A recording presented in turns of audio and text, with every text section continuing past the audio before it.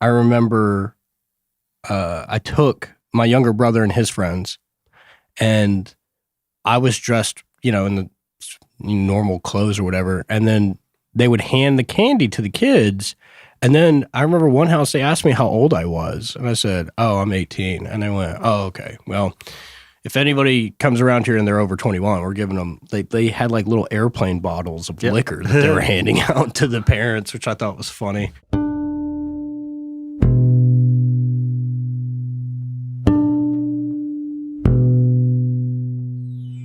Welcome to The Cauldron, a podcast hosted by Ed Bolden-Greer and Jacob Garner.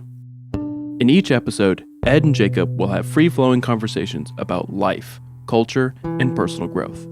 Expect to hear from storytellers, authors, experts, life gurus, thought leaders, and influencers. The Cauldron is a place where concoctions of a lot of ideas are brewed down to potions that are sometimes important and useful, sometimes eccentric and bizarre, but always just what you need. The Cauldron podcast may contain explicit language and thematic elements not suitable for all audiences. Listener discretion is advised.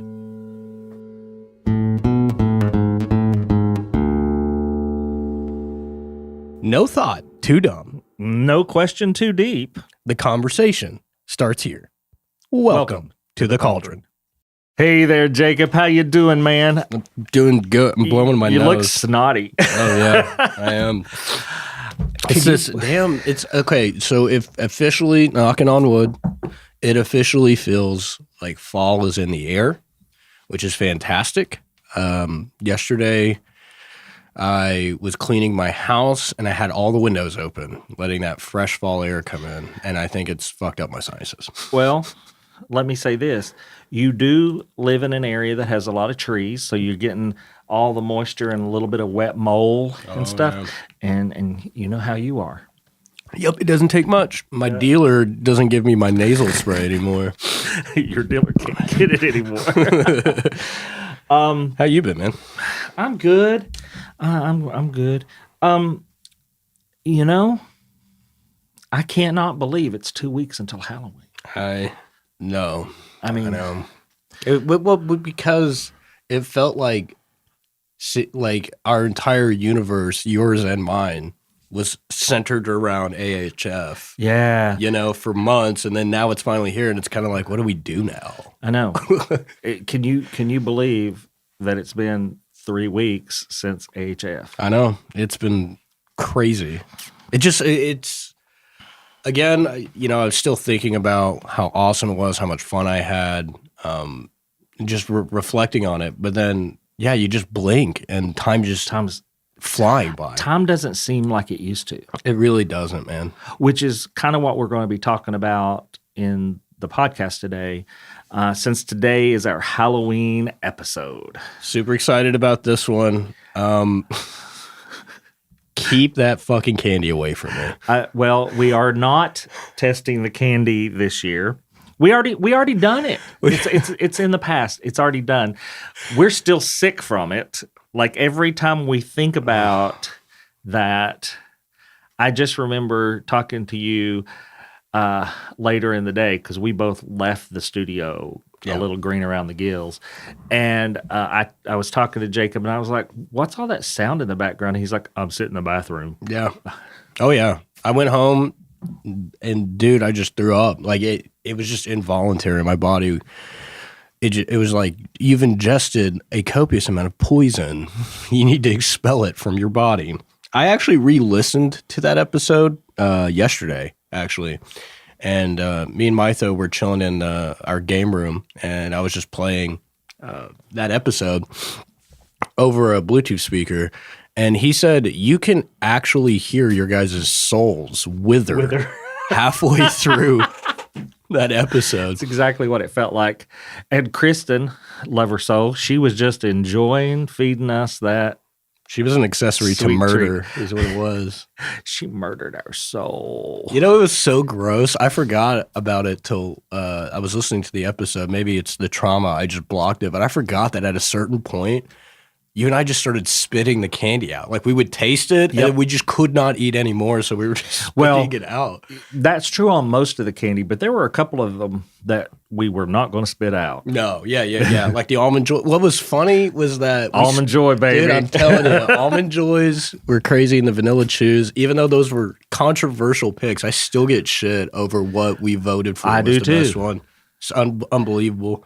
You know what I say? All of our new listeners, if you haven't listened to that episode, what we're referring to is during the 6 days of Halloween last year. We went on a tear, just like doing an episode every other day. You know, it was crazy. And then we had a listener suggestion that we should rank and test all popular Halloween candies. And we thought, oh, that's a great idea. You know, like the kid versions of us were like, oh my God, one day you'll be like, your job essentially will be to eat candy. That's amazing. And then it was like, 32 different types of candy. It was gross. Yes. And it made us sick. So Jacob eats pretty clean. And especially last year, he was preparing to battle. Yeah. And you don't eat sugar. I haven't been eating sugar for 3 years now. And so we did then. And you know, I'm going to be honest, occasionally I do. We went over to Jared's grandmother and mother's house the other, I guess it was 2 days ago. And they made pumpkin cookies. Oh, damn. And they're relatively healthy. It does have some sugar in it. Of course. But relatively healthy, and they're so good. It's not like pumpkin spice. It's like real pumpkin. Oh, yeah, yeah. So I did talk her into giving me the recipe, and so I'm going to be making them. There's this son of a bitch at my gym. He's a marketing guy. I'm like a marketing rep. I'm not really sure what he does. But apparently, you're not sure what he reps? No, yeah, I have no idea. But apparently, in order to get into businesses, to start talking to them about like representing them for marketing or whatever, he always goes to Ham and Goodies and gets, boxes and boxes and boxes of the lemon drop cookies. And whenever he has left over, he just leaves at the gym. So every Friday before our self-defense class, there's just a huge bag of these cookies, and I can't eat them. Yeah. Well, I'll tell you what. I love Ham and Goodies cookies when I'm eating them. But the lemon cookie, which is the best cookie, that's the one he brings, gives me heartburn. Oh, yeah, dude. I don't get heartburn. It just like something about them. I think it's all the acid because they use like real lemon juice, I'm pretty sure. Yeah. God, here we are complaining about sweets. Sweets again. Well, I want to get off the track a little bit. One of our listeners who was chatting this morning online with us, brought up a debate question. Okay. Shout out to Stacy in South Carolina. Love you, Stacy. Our biggest fan. There's this debate going on. Now, I'm going to show you a picture. Okay. And I want you to describe for the listeners what you see in this picture. Okay. I'm not going to give you any more hints. Sounds good. All right. So Ed has turned his phone around. I am looking at a shower curtain. Yes. Okay. What's the status of the shower curtain? It's just a closed shower curtain. Okay, there's the debate. What? Some people call that open. Why? Well, they say that the curtain has been stretched out, so it's open. The curtain is open. But I knew you thought like I do. We're looking at the mechanism that closes off the water coming out of the shower. That feels like a semantics. It is. Okay, here, let me say this. Okay, so me and my partners, we shower together often, okay? I bet you do. Yes, we do. Dirty boys. No, that's why we're taking showers together. It's really nice having somebody, like, wash your back. Anyway, the thing about it is that one of us usually gets it started, and the other one says, open up or I'm coming in, you know, like, shut up. But we don't say close the curtain in reference to, like, if I'm going to get in, they don't go, let me close the curtain real quick. Let me close it so you can come in. Yeah, and if we're taking a shower and maybe the bathroom door is slightly open and it's letting cold air in, and you can feel it when you're in the shower, you say, oh, can you close the curtain a little bit more? Yep. So whoever says it the opposite way, it's fine. It's Stacy. You live in a... Wait, she says it that way? Yeah. We love you, Stacy. Stacy, come on. I don't even... Yeah, whatever. You ready to play our game? Yeah, let's play our game. You go first. Okay, I got a numbers question for you. Ugh, I don't math well. No. So this is on a scale of 0 to 10. Oh, I do good on these. Okay, Survey questions. On a scale of 0 to 10, how good at drawing are you? 0 being a stick man, and 10, you might as well be called Picasso. I am a -2. -2. My stick man looks like a stick. I thought you've told me before that you paint. I You've painted in the past. Yeah, I have. I've even drawn. I remember part of my self-care to avoid burnout was to get back to the artistic side of my being. Yeah. And I used to sketch and draw and paint. I still love to paint, but all of my paintings are very abstract. They're modernist, abstract, emotional, impressionist. Far more color than shape. You know who is a really damn good artist? Your husband. I know. Jared can fucking draw. He can fucking draw all day long. He's currently drawing a dragon. Shocker. Yeah. But no, I went back to trying to draw. And in the past, like years ago, I would have a sketch pad and I would draw something. And if I wasn't happy with it, I might come back to it later. But it stayed in the sketch pad. And I was at North Shore Park sitting under a tree, and I just kept ripping the pages off. And then I realized I don't enjoy drawing. I at one point I did, or I'd talked myself into thinking I did. I do enjoy painting. I do enjoy some drawing when it's purposeful, but not just for the sake of drawing. No, yeah, I get you. And But I'm not good at it. My partner, Mytho, he's so good at... He's good at any kind of art. Ooh, he did a watercolor of me you. at AHF. Yeah, that's pretty awesome. We need to scan that in and use that. So I would say my answer is... -2? -2. Okay. Yeah. I'm not far behind you, honestly. I've seen some of your artwork. So here's my question. Okay. Which famous person do you think had the weirdest camera roll on their phone? Oh, like which famous person do I think would have like the most like weird, Fucked up, weird. My knee-jerk reaction, and I know that he actually got injured pretty bad. I'm not trying to make light of it, but I feel like just the very first name that came to mind was Gary Busey. Oh. I feel like he would have a weird, like, photo roll. Yeah. You know what I mean? And I would say my backup option for a famous person, John Waters. Oh. John Waters would have a fucked up camera roll. John Waters would have been one of the people that I said too. I also thought Stephen King probably has some weird photos. But he does. But, quite the opposite. He might have just like the most normal, like I've listened to a bunch of his life stuff, like not horror, like he has a book on how to write and everything. And he seems just like a regular normal person. I bet maybe his would just be normal. I bet you money he's probably got like a folder of like inspiration. Like he'll see something and he'll take a picture of it so that way he can write it. Well, that was my initial thought. But John Waters is a really good choice. All right, I got one. This one is about players, right? You a player? Yes, sir. You don't know what the game is, but you a player. Which player, so I guess staff member is how we usually do it. Which staff member has probably done the most dangerous or stupid thing to impress their friends? I'm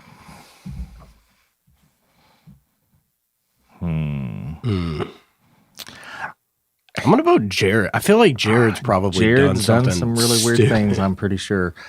You know what? I'm going to say you. That's the low-hanging fruit. Well, yes, but I don't know many people who have tried to damage police cars and things by... We don't even need to go into it. You don't need a felony. I mean, allegedly damage police cars. Unknowingly, it was a police car. Yeah. That was a Halloween prank. Wait, what's the statute of limitations on that?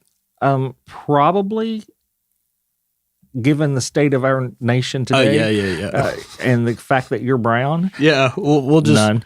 Yeah, it never happened. I don't know what you're talking about. Fake news. Anyway, It's moving just on. something we wrote in fantasy. Yep. I forgot about that. Yeah. I don't forget very much. I think we've had this before. Which one?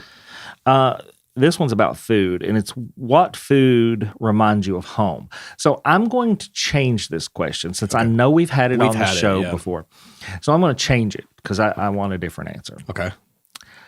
When you think about your present life, Mm-hmm. okay, not your childhood. Gotcha. Your present life. We're not talking your parents' home. We're talking about the home you've established. Okay. You. Yeah. Okay. With your partners. Mm-hmm. Okay. What food reminds you of home? I know this is going to sound really kind of weird, but steak.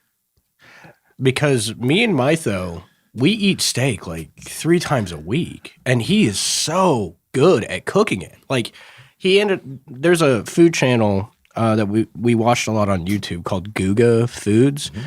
I think he's like a half Japanese, half Brazilian dude, and all he does is just cook steaks in a myriad of different ways.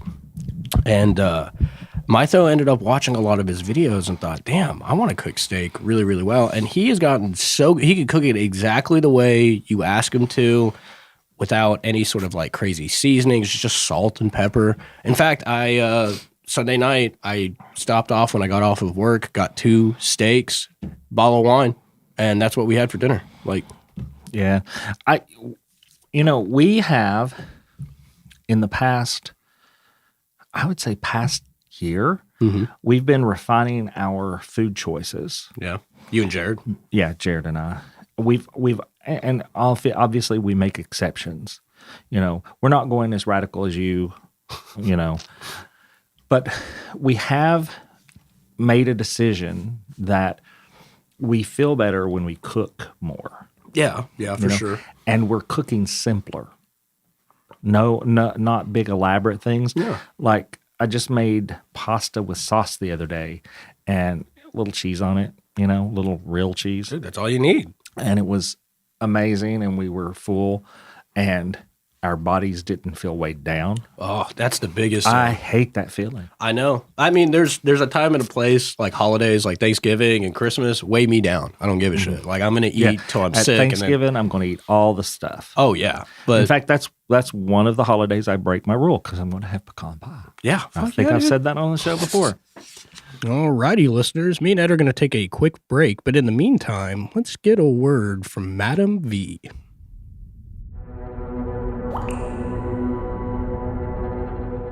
Welcome, my hunted honeys, to Horoscopes with Madam V. The veil is thinning this Halloween season. I am your hostess with the mostest, Madam V, here to deliver your Halloween horoscope reading. The cider is spiked and the candy is sweet. And I'm dressed in my sexiest costume, Little Bo Peep. Now let's see what tricks and treats the stars have conjured for you this month. Let us peer into the cauldron and see what this All Hallows Eve has conjured just for you. Aries. The spirits urge you to slow your spirit, you fiery ram. You've been charging through cobwebs and curses alike. But this month, pause. A masked stranger may hold the key to a long-lost dream. Beware of mirrors. They see more than just your reflection. Taurus. Earthbound and elegant. Taurus, you crave comfort, but the haunted harvest beckons.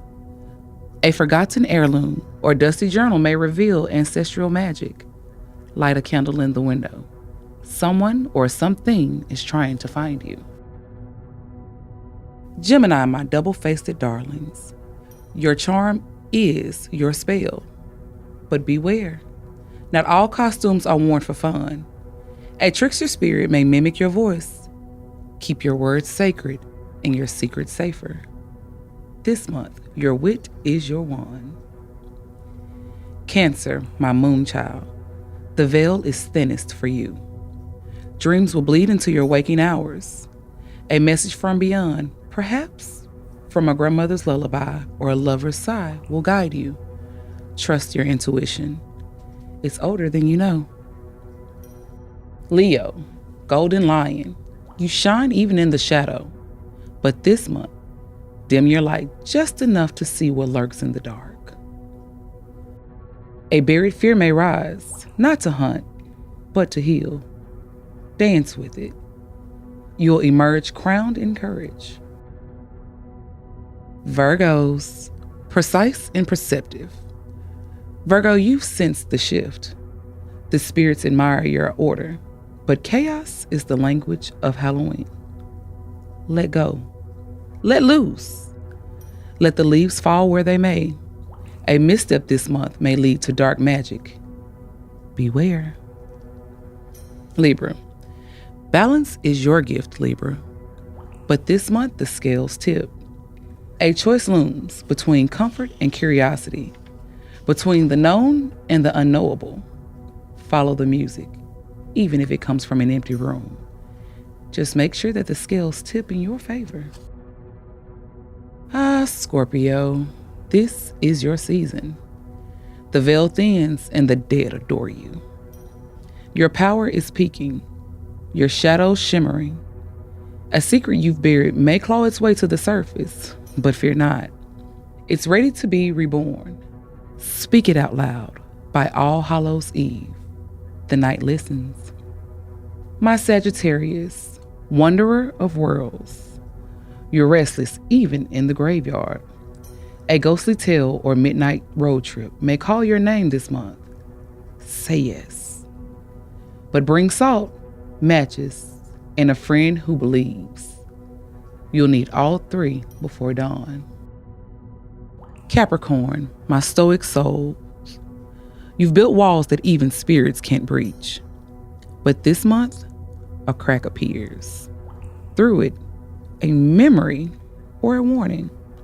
Don't dismiss the chill on your neck. It's not the wind.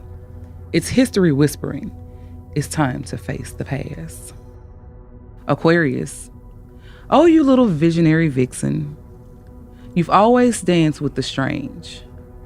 But tonight, the strange dances back. A glitch in time, deja vu, a flickering light. These are your breadcrumbs. Follow them. You may meet yourself from another life. Pisces, my beautiful little dream weaver, the veil is your playground. Spirits speak in symbols, and you're fluent. A poem, a puddle, a pumpkin's grin. All hold messages for you. Write them down. They'll guide you through this month's fog. But remember, fate is a fickle flame. Tend it with care, and it may warm you. Neglect it, and it may burn. And there you have it, my spectral sweethearts. The stars have spoken. The veil is thin, the vibes are thick. The stars are throwing a masquerade. Until next time, keep your broomsticks polished, your lanterns lit, and your candy stashed away from your greedy roommate. This is Madam V, wishing you a safe and sexy Halloween. Madam V may peer into the cosmic abyss, but let's be clear, she's no certified astrologer. Her horoscopes are infused with mystery, sarcasm, and maybe a pinch of naughty chaos, but they are in no way based on credible astrological science. Should you follow her predictions to the letter? Absolutely not. Take them with a knowing smirk, a dramatic gasp, and perhaps protective charm for good measure, but not as actual life advice, unless you want to. I brought something back from a meeting. This and, blew me away, honestly. I just shout out. Well, I don't want to call it a shout out. Just advisory. PSA. I was at a meeting recently, and this information comes from the network, which is an anti-human trafficking organization. Mm-hmm. And they had every state represented, and they had them on these little cards, and you could see the little card here. Yeah. Okay. So in the state of Tennessee, we have 206 suspected illegal massage businesses. Yes. Meaning things are happening at the massage business, the illegal massage business, we call them IMBs, that should not be happening. Yeah. Mostly sexual, but in some cases, Just labor trafficking. Yeah, just unlicensed individuals and shit like that. We are 25th in the nation for human trafficking. out of all the states. Man. And we've been working, as you know, I'm on the task forces and everything. We've been working at squelching, stopping.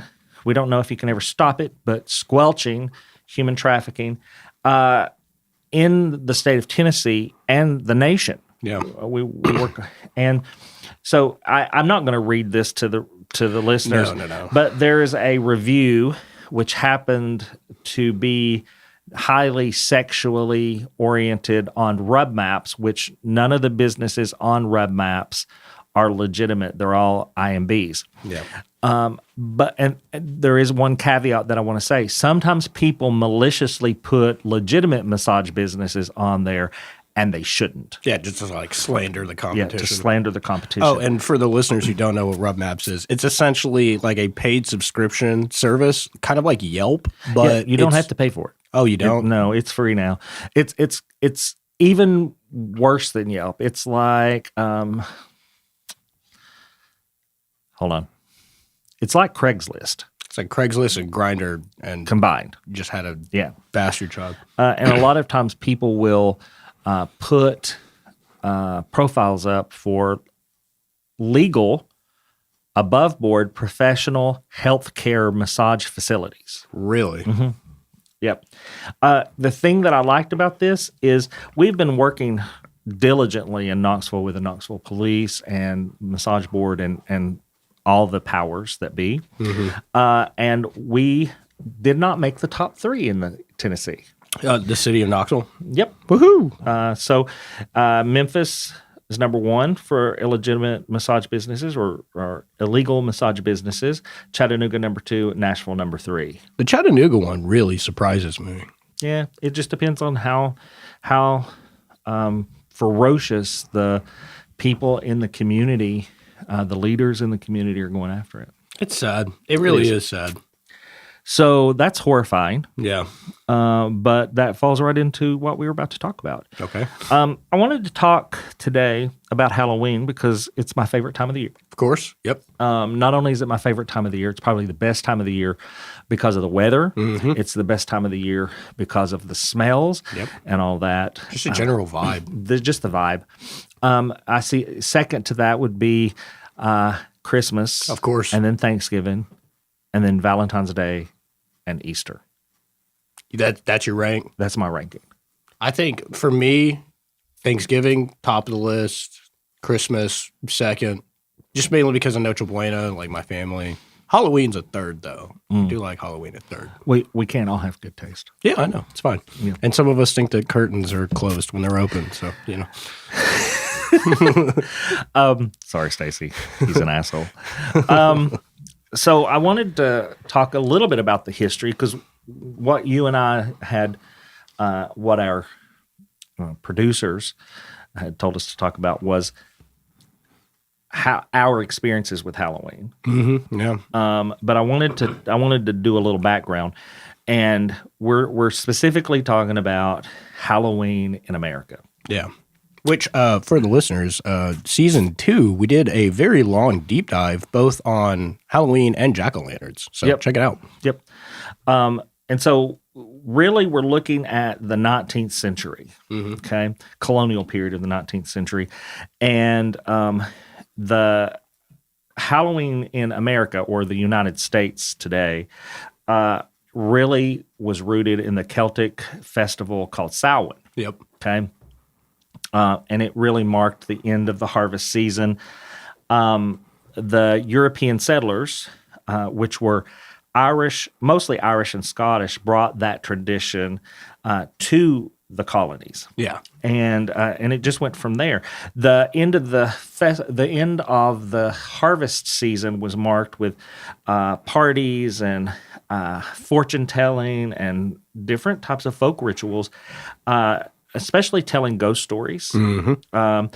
And that's why we have a rich heritage in Appalachia, especially in the East Tennessee, Smoky Mountains region of Appalachia. We have a rich storytelling history. That's one of the reasons we founded Appalachian Horror Fest. Oh, yeah. So I thought that we would just do a really quick overview, okay, where it started in the 19th century, Victorian era, it didn't start, but it Where it came to came to prominence. prominence during the Victorian era. There was a tradition of mischief and pranks, Yep. and children started dressing up, and they were performing for treats. Okay, You would actually have to like perform, do something. like a dance or a Yeah. song.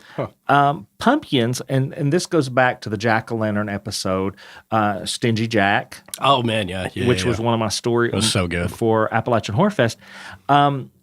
People began carving pumpkins stateside because they didn't have like the big turnips and stuff at that point. Now we do, but we didn't have, and they were carved as lanterns that you placed at your door to keep spirits away, especially Stingy Jack. Okay. And then we're going to just jump up to the 20s and 40s, the Great Depression, World War II era. And these were kind of modest because of the economic hardships that people were going through. Yeah. Trick-or-treating became a widespread custom. Up until that point, it was more party goers. It began to take shape in the 20s and 30s in suburban areas where children would go door to door, trick-or-treating, getting candy. Okay. There were a lot of community events and school parties which were intended to help elevate the mood of citizens. Yeah. Okay. Then we come to the 50s and 60s, and that's post-war boom, the baby boomers. It absolutely exploded. There were the rise of suburbia that provided safety for kids just to go house to house. Yeah. Okay. Actual neighborhoods. We also saw a rise on classic horror movies like Dracula, Frankenstein, different types of witches, and those translated into the costumes. Okay, so people started buying costumes as opposed to making their costumes, although even today we still make costumes. In the 1970s and the 80s, what we'll call the Generation X and the rise of horror culture,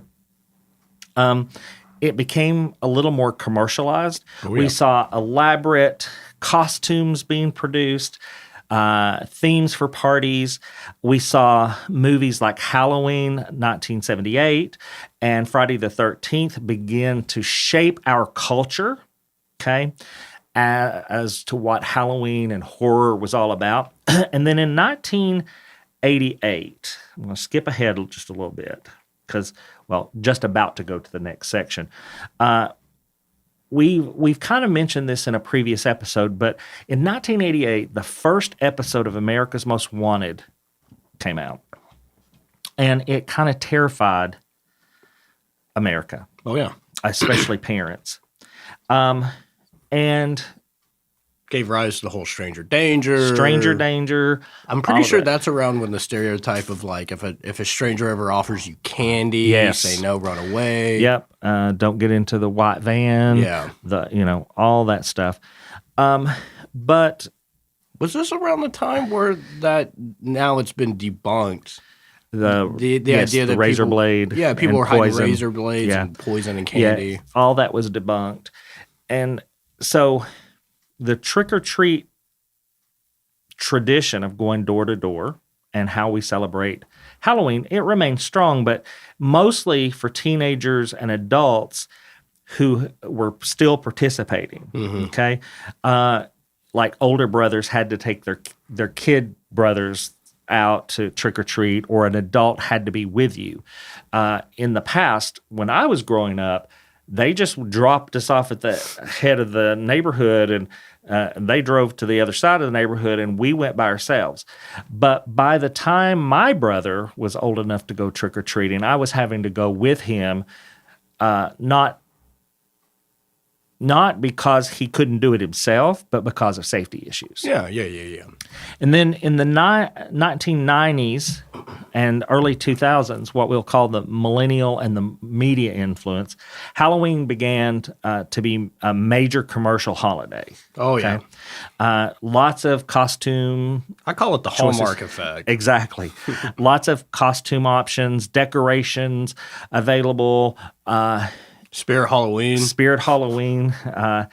The internet and social media played a big role in spreading all of the trends, DIY costumes, DIY parties, makeup tutorials, and it became not just an event or not just a holiday for kids anymore, but it became a holiday for everyone.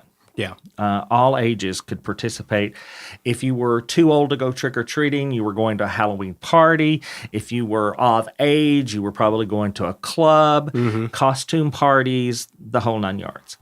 And then we come up to the late 2000s or, like the 2010s and on, Generation X and beyond. You mean Generation Z? I'm sorry, yeah. Generation Z and beyond. And it's a growing cultural phenomenon. We really have fallen in love with horror at this point, and we still are. There's lots of social media platforms, Instagram, TikTok, YouTube. If you go and you search, you can find, as you know, horror, Halloween music. We have channel after channel after channel after channel on YouTube that has music that we're playing now. The tutorials that I see for doing makeup are outrageously complicated in my world, but in other people, But one of the big things I think is happening today is we see the emergence of eco-friendly costumes, sustainability, and something that I think is a good and bad thing, and that's trunk or treat. Okay. Why? Well, so you and I have talked about trunk or treat, and you've taken your brother and his friends to trunk or treat when they were younger, and I've attended a few trunk or treats.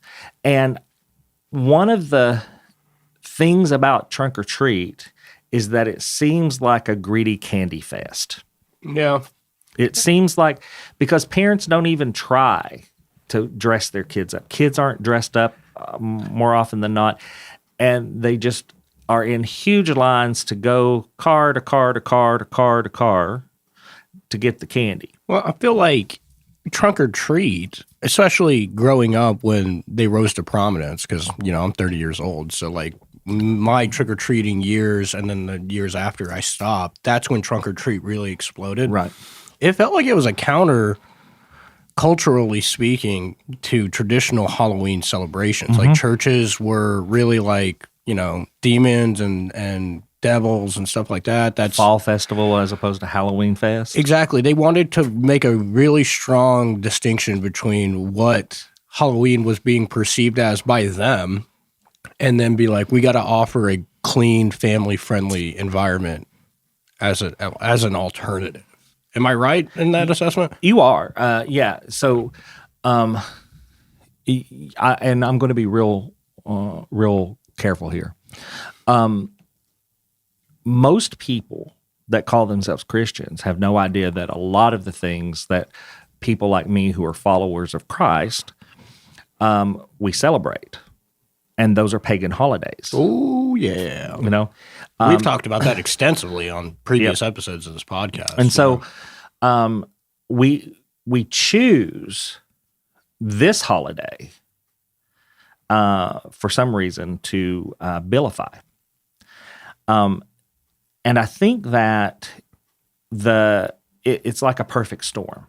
Okay. Christians, and that doesn't, I'm not including followers of Christ in that, okay?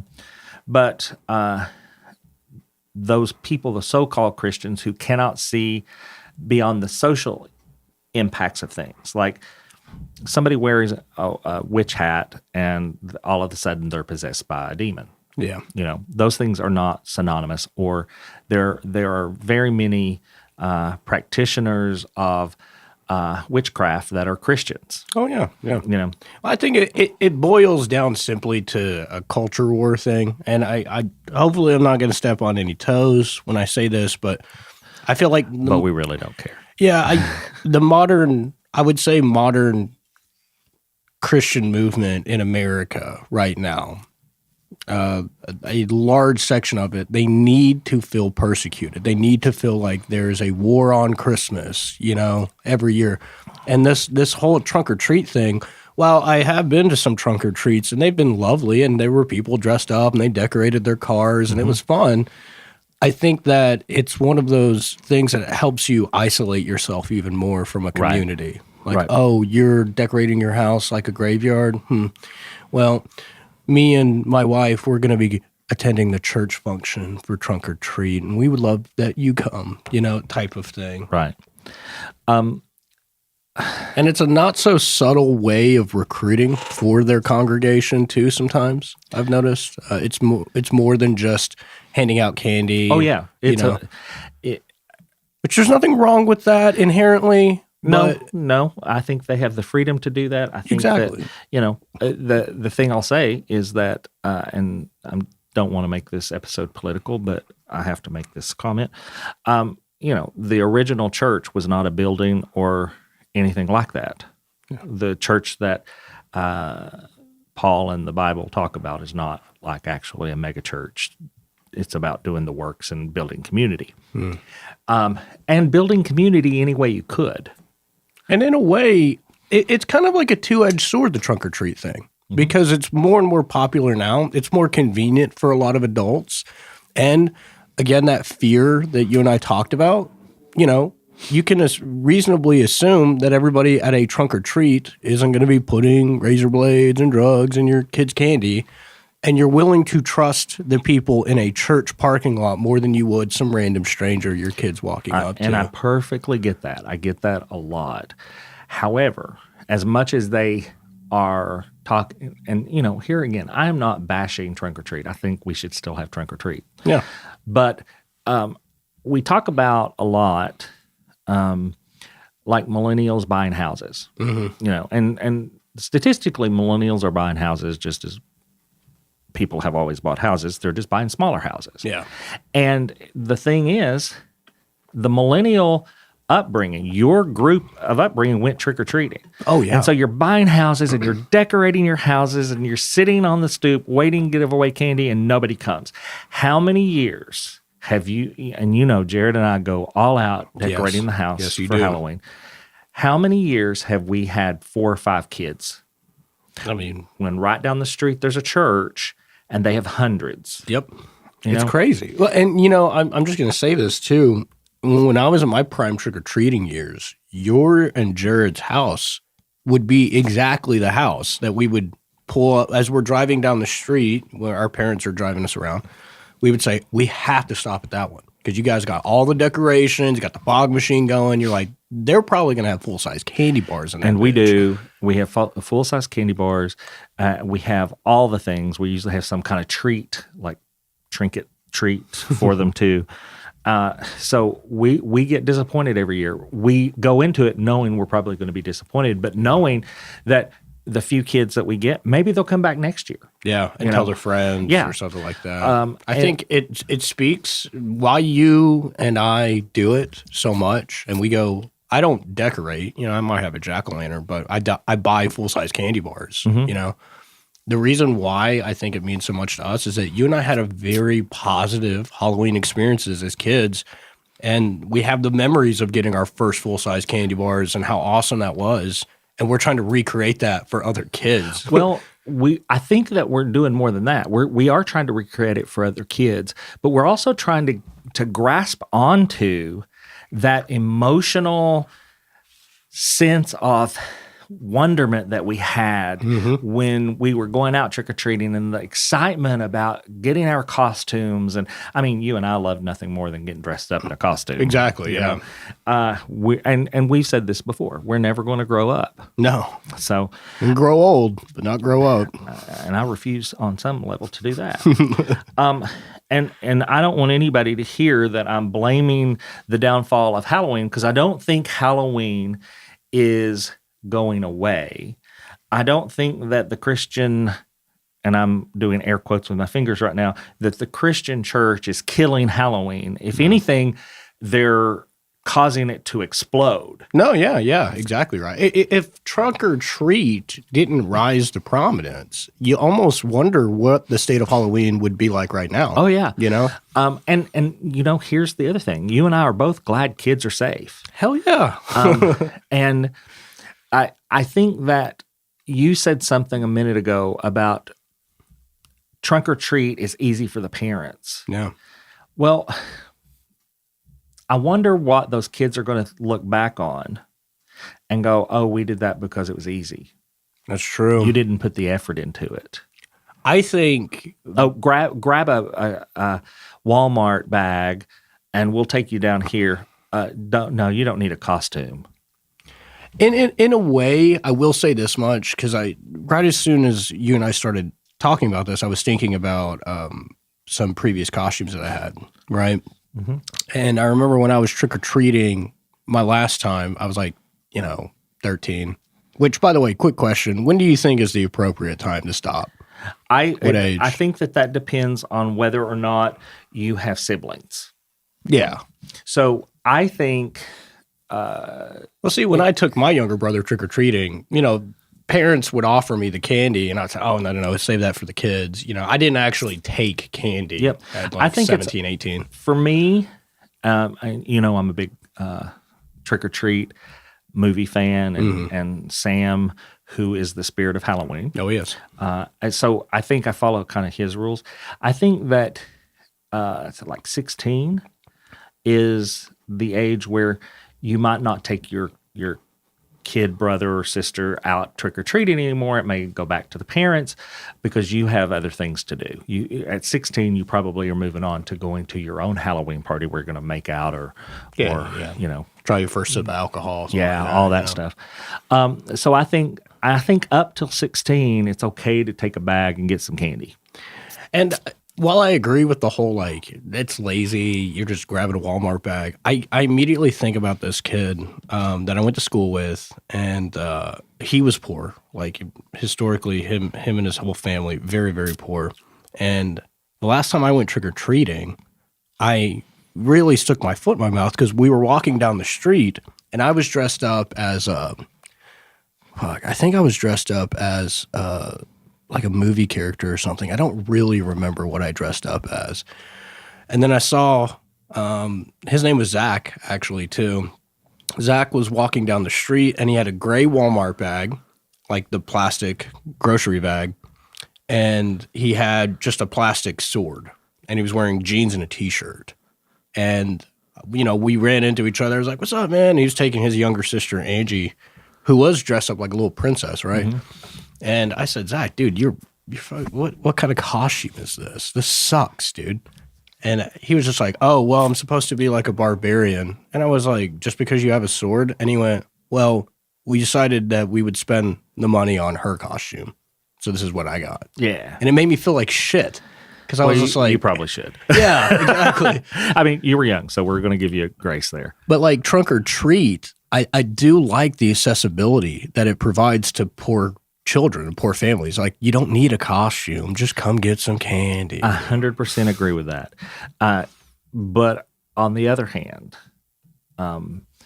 we had some very poor kids that I ran around with growing up.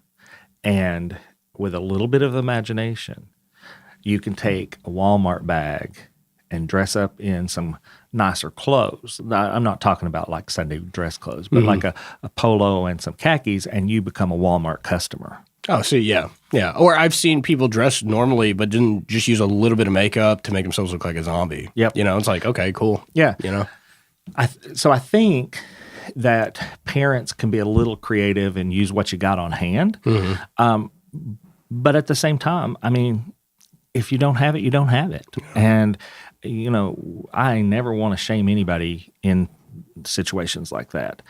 It's the parents that don't put the effort forward who have the means to do that. And that's not a judgment, because I know people are tired, especially today. Yeah. I know people are tired. But did you read that article I sent you?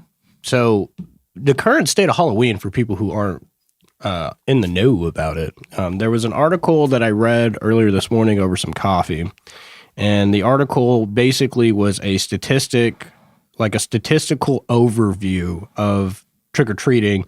I think specifically it was about the the Chicago area, but I'll just read the biggest takeaway. So, traditional trick-or-treating has steadily declined across the U.S., and Montgomery County is no exception. In 2023, only 28% of families plan to take their children trick-or-treating, according to the National Retail Federation. So I think that that's really interesting. They do also talk about how a huge reason for the decline in trick-or-treating, going door to door, is because of the huge shift into community and organized events like what you and I were talking about.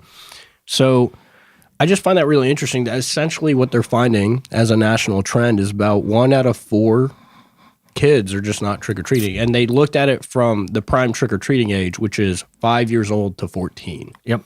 So 1 out of 4 are actually trick-or-treating. The other 75% just don't care.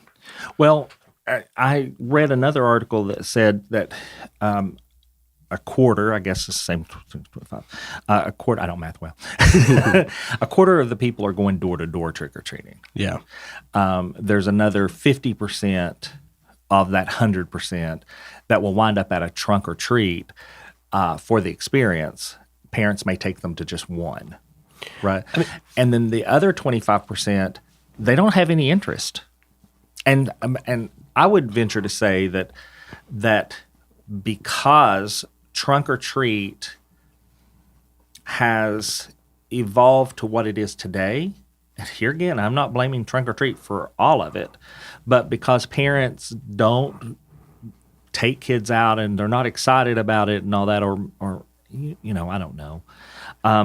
I don't think I would get as excited about going to see somebody's car decorated as much as I went to see their houses decorated. And the kind of horror buff I am, to walk up and have a bowl of candy in a scarecrow's lap, and you reach in to get one and it's an actual person that scares you. Those are the kinds of things that made it exciting, and every year I looked forward to.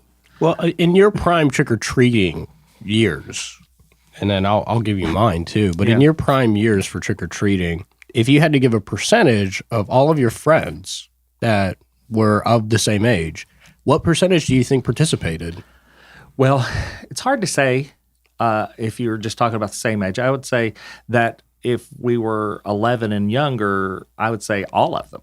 Yeah. But if you're talking, I had a really nice cross-section in my neighborhood. All of the kids were varying ages. I was kind of in the middle. Yeah. Younger kids hit the middle, had older kids. Everybody in our neighborhood trick-or-treated. We all went together. Our parents didn't bother in that larger neighborhood that we lived in. Like, it was a big neighborhood, and it had 3 sections. So we were allowed to roam there and do our own thing by ourselves. Yeah. And that was 100 houses. And then mom or dad or both, when we were done with that neighborhood, would pick us up and take us to people who were in our lives who, required, if you want to say that, required us to come see our costumes, trick or treat their house. I was the same way, actually, yeah. Like friends of the family or aunts and uncles, you know. And then we would always hit up this one neighborhood. Mostly, it was a little political thing I see today. It was a little bit more affluent, but my dad was friends with everybody in the neighborhood, and, he was in politics. And so we always went into this one neighborhood, and he would chat Oh yeah. as we went. So I didn't see that back then, but it was a social thing for him. Of course, yeah. But it was always super fun. Yeah. We talked about our costumes starting in probably August, especially with my grandparents who loved horror. What are you going to do? And I think by October 1st, we had already gotten all of the components or purchased our costumes. That early, huh? Yeah. And tried them on a couple times and tweaked them if we needed to tweak them. But by the time, if Halloween was on a school day, okay, we would have a Halloween party at school. My mom would always do cupcakes and something to bring. But if it was on a school day and we got out, as soon as we got home, Mom was there, which was unusual because, remember, she was a business person. But she was there. My dad was there. They had dinner early.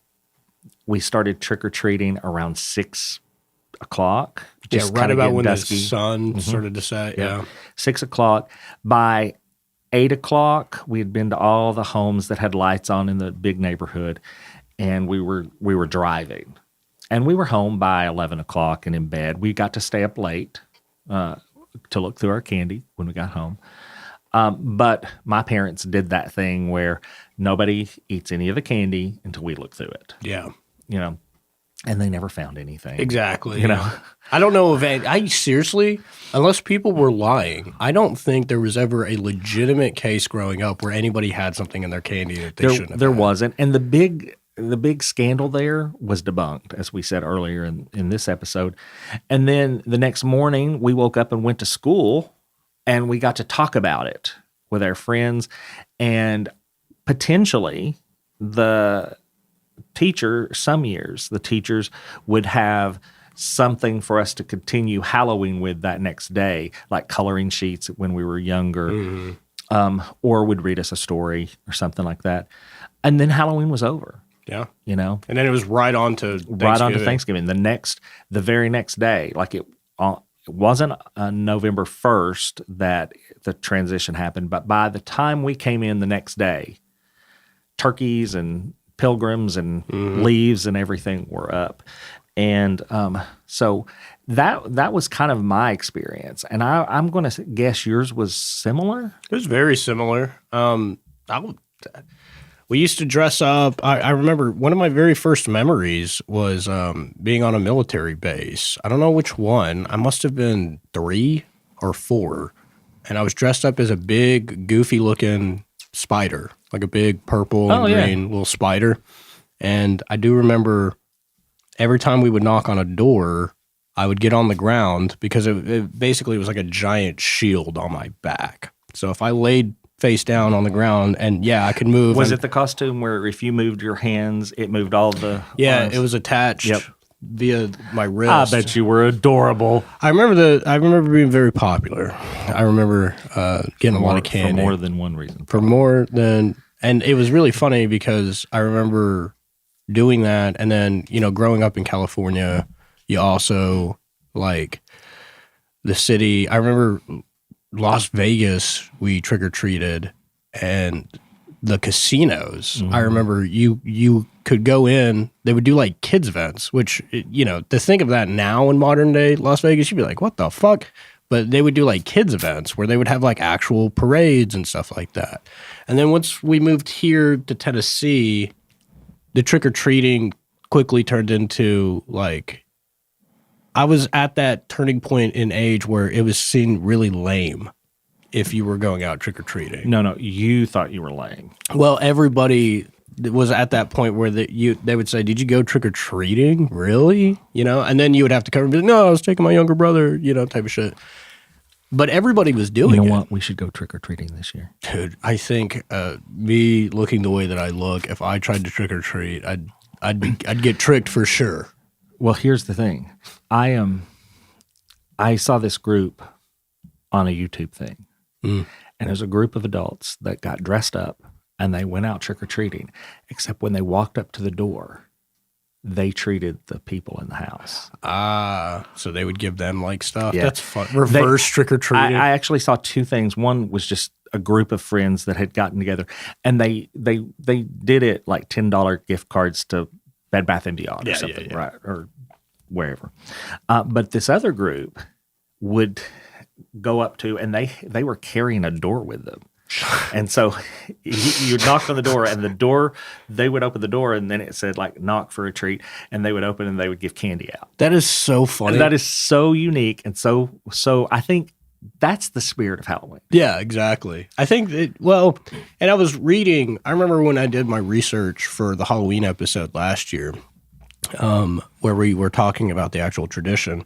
There's a lot of sociologists and whatnot that talk about how Halloween is just so uniquely American that the idea that there was one guy, I forget what his name was, but he published a paper on it, and he talked about how the reason why Halloween exploded in popularity after World War II was because everybody was making more money than they've ever made. Everybody owned a house, and it became a symbol of American prosperity that we have got so much that we have a literal holiday based around just giving away food, essentially, which I find very interesting.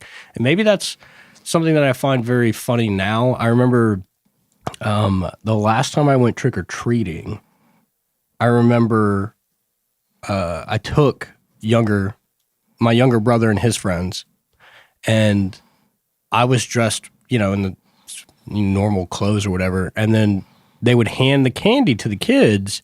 And then I remember one house, they asked me how old I was. And I said, oh, I'm 18. And they went, oh, okay. Well, if anybody comes around here and they're over 21, we're giving them, they had like little airplane bottles of liquor that they were handing out to the parents, which I thought was funny. Yeah. One year before Jared and I got together, I had adult tricks and treats. Oh, yeah. And children trick-or-treats too. I just was reflecting back on last year and our 6 days of Halloween and thinking about the topic. So I went online and looked them up because I thought, wow. We did Spooktacular Movies, which was a great episode. We did Halloween Treats, which was a good episode, but gross. And if you want, listeners, if you want to know what we think those sweet treats, the best Halloween sweet treats are, you can go listen to that episode. We talked about Halloween pranks in one episode. We talked about frightful stories and scary stories. We also talked about the joy of trick-or-treating, which has a little bit of that history you were talking about. And the tradition of Halloween was another episode. And really, to kind of kick all that off, we did an episode called The Horror of Child Hunger. Oh, now, this was when, I remember that one. This is when we had the moniker, the Ravensvale Cauldron, before the network changed our name. So if you go out and you're looking for those episodes, they're still there. They're just currently, they haven't changed them over. They're still under the Ravensvale Cauldron. Yeah. And you said the one about the pranks. I actually drove by a house the other day that got TP'd. I have not seen that in so fucking long. I actually thought that it was a decoration at first, and then I realized it was only on one side of the house closest to the road. So it very clearly was some teenagers that TP'd. You ever do that? When I was younger, I allegedly people were doing that. Yeah. And allegedly a friend group that I was in did that to a couple of people who were, I guess the best way to say it was, one was an adult bully. Okay. Who happened to be a teacher. Oh. And then one was, a bully that everybody was ready to.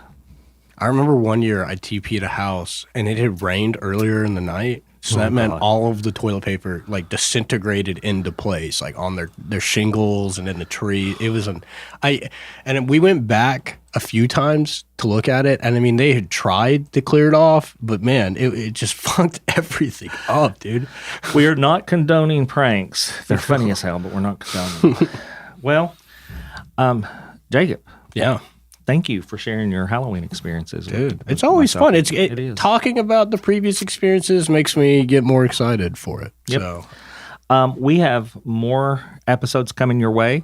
We actually did an Appalachian Horror Fest episode, which is going to be a special content. We're just going to put it out, not in our regular routine, coming soon, because it was an absolutely unbelievable experience this year. Yeah. Speaking of getting excited, I'm already thinking about next year, Well, the planning started just immediately. And I just, so the listeners are aware, if you didn't come to Appalachian Horror Fest, Jacob did the most phenomenal job hosting this year's festival. And just so you all are aware, Small Raven Media has already tapped us both to do their show next year. It's a little different next year. Yes, it is. You're going to be doing one of the storytelling festival spots, and I'm going to be doing the other. They're going to do two segments, music and stuff in between, but like one at 2:00 and one at 6:00 or something like that. Oh yeah. Because one of the criticisms, and I can say this was a criticism on my part too, is that the storytelling part was late in the evening. Yeah. And it went long. Yeah. So we finished on time, but unfortunately, it went long. It did. Yeah. So, But you got to do these things to learn some things. You know what I mean? And that's why Small Raven Media is so good at what they do. They debriefed us all. They're doing surveys, and everybody can look forward to better, maybe not perfect, but better next year. Oh, yeah. It has been announced that it'll be on Saturday, October 10th. Yes. Same place at the Holiday Inn, Cedar Bluff. And we've already started planning. And, it's going to, because it was a long-ass event, I'm not sure the timeline on it, but listeners, keep your eyes open on our feeds, because eventually the recordings for this year's Appalachian Horror Fest will be coming out. Coming out. I don't even know if you know this, because I just found out yesterday. The Ravensville Coven podcast is being changed. Oh, the name of it's being changed to Appalachian Horror Fest Coven. Oh, that makes sense. Yeah.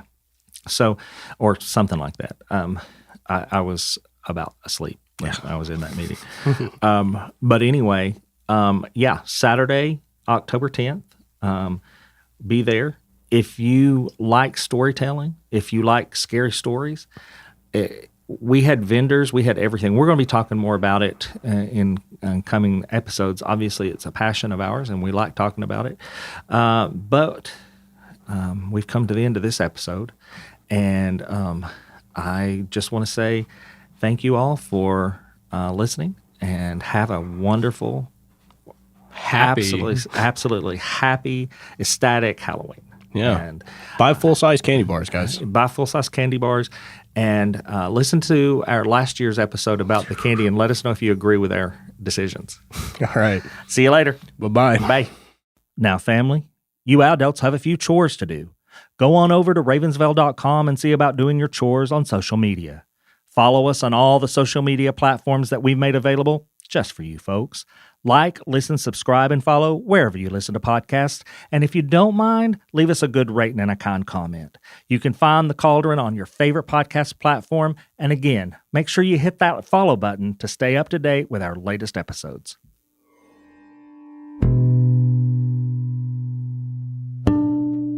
The Cauldron is a production of Small Raven Media.